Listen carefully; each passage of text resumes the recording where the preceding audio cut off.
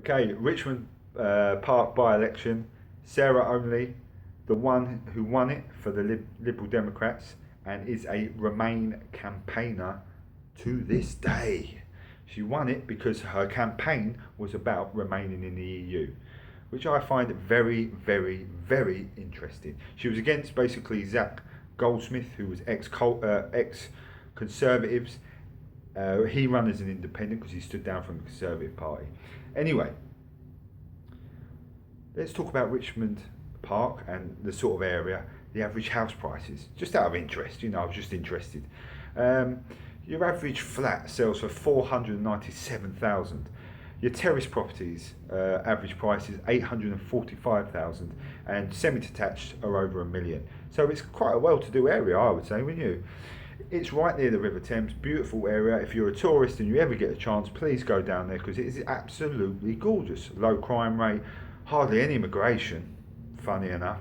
Absolutely beautiful. Mainly full of middle and upper class white indigenous British people. But what they do is they vote in a Remainer because there's several reasons. You will have your champagne socialist that will sit at home, that will maybe have enough money to not do too much, live in a house that has 4 bedrooms, but they might live by themselves or live as a couple, and they will drink red wine every night, and they will maybe read the Communist Manifesto or read about socialism, donate to maybe some charities in Africa, but not care about the man who's sleeping rough when they go up central London, who's actually British, but each to their own. And you have the people that are actually heavily involved in business, and their businesses might be influenced if we leave the EU. So their thought process is that I want to remain in the European Union, so I will do everything I can to get it overturned, all right? Because God forbid if next door gets a new Mercedes before we do, because that will just be the worst thing that's ever happened. And the working class people of this country are just scumbags who claim benefits, so who really cares about them? I'm not talking about every single person in Richmond Park Borough, all right? Okay, please. But it's just me being sarcastic and actually, in some respect, quite truthful about the class system, all right? So I've talked about that, obviously the house prices there. Let me just show you an interview that she done, and it was on Talk Radio with Julia Hartley Brewer. It's just a snippet of it.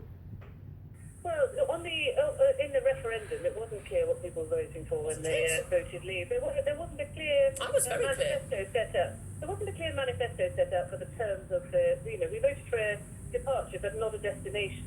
There was no clear manifesto for what happened to our membership of the single market. Or yes, there was. The Remain campaign said we were going to leave the single market if we voted out. Yes, they did. They repeated it. Every single leading member of the Remain campaign said a vote to leave the EU was a vote to leave the single market. Nothing unclear about that at all. I'm really sorry, but Sarah only has to leave now. No, she doesn't. Sarah, if you want to be a... Okay, so she left the interview, all right? She just wandered off, wasn't interested. Okay, right. I know she's new to politics, right? And I know what it's like to do interviews, but at least mine was edited from 20 minutes to 15 seconds to make me look like the dumb working class idiot that the media like to portray us as. Hers was live. That's the big difference. And she's an MP. I'm just a geezer chatting on a video, all right? This is a big difference. Right, let me play you the second clip, which shows that democracy, for someone who's in the Liberal Democrats, doesn't really exist.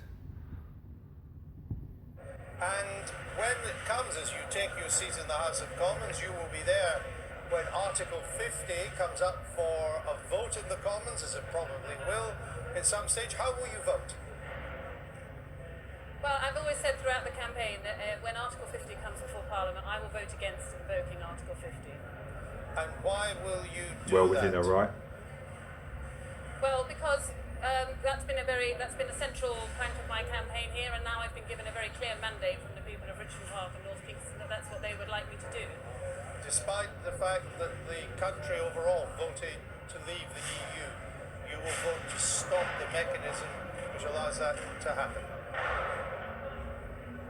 Yes, that's right. Yes, that's right.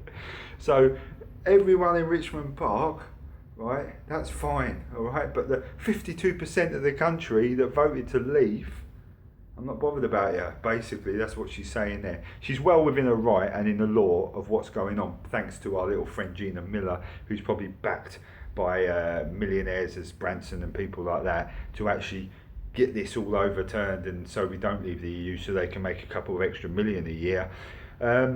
But I find it ironic for her to say that. Yes, I am. That's what I'm going to do. Yeah, she's keeping to her promise and she's doing what the people of Richmond want, and she's well within her right. But she could at least say, you know, that I do understand that 52% of the country do actually want to leave, and it is a democratic thing. But my vote and my personal opinion is that I would like us to stay in the EU. You know, across those terms, not so blunt. You know what I mean? She's an MP. Like I said, I'm a geezer on the camera. I find it just ironic, and good old Liberal Democrats are fighting for the working class people, and they're going to fill that gap that Labour have been fighting for the working class people. And you can never guess what? They're both going to destroy each other, and hopefully UKIP will clean up. I'm not the biggest supporter of UKIP, by the way. I don't actually support any political party, which you might call me hypocritical, but I'm yet to find a party that I actually agree on, because I'm quite controversial, as we all know. It's just mind-blowing of the liberal psyche. I just don't understand it. And like I said, it's similar to the brainwashing of ISIS, you know. And like on my other blog, people wonder why we have problems in society with this segregation. If she wants, for us to be in the EU, then she should be campaigning to have more immigrants brought into Richmond. Let's see it. So if we stay in, I'm going to write loads of letters to her and say, let's have immigration. Let's have immigrants brought into Richmond. And then let's see what the middle and upper classes do.